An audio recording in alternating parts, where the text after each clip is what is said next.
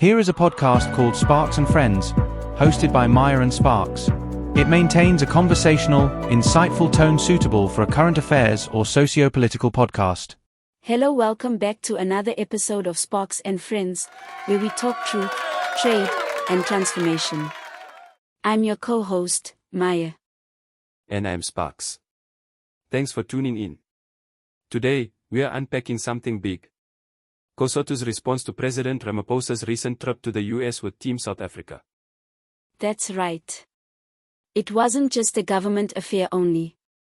Business leaders, labor, and yes, COSATU itself, were all part of the delegation. The trip wasn't about signing new trade deals. It was about stabilizing relations with the US, which, let's be honest, have been rocky. Yes, rocky is putting it nicely. COSATU said things have been tense since Trump, and even under Biden, issues persisted.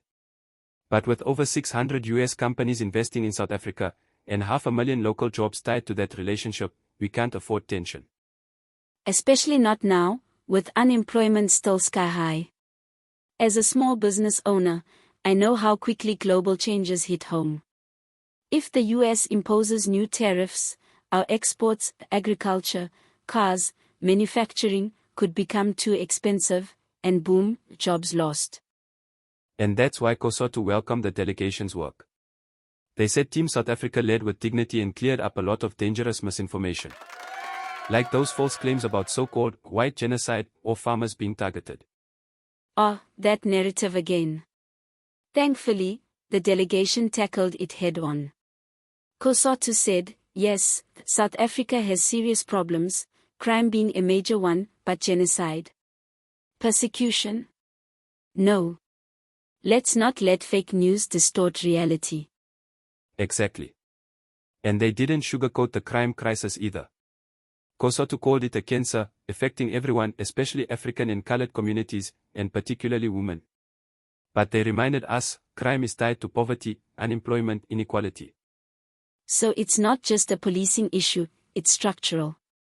But I like that COSATU also called on us, the people, to step up. To build a culture that rejects crime and corruption in all forms.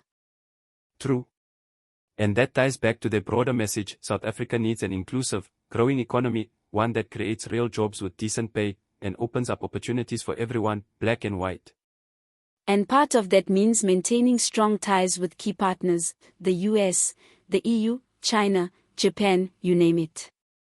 Trade and investment matter, especially if we want to tackle poverty and inequality.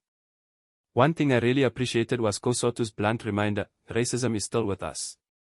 2025 has exposed that ugly truth. If we're serious about unity, we've got to root out hate speech and racial division. And live up to the Freedom Charter's vision that South Africa belongs to all who live in it, black and white. Ultimately, like COSATU said, no delegation, no foreign aid, no investment can fix our problems for us. We, South Africans, need to get our house in order. That's the real mission. Well said, Sparks. And that's it for today's episode of Sparks and Friends. Keep the conversation going, tag us, send your voice notes, and share your thoughts. How do we move forward, together? Until next time, take care, stay safe, and keep building the South Africa we all deserve.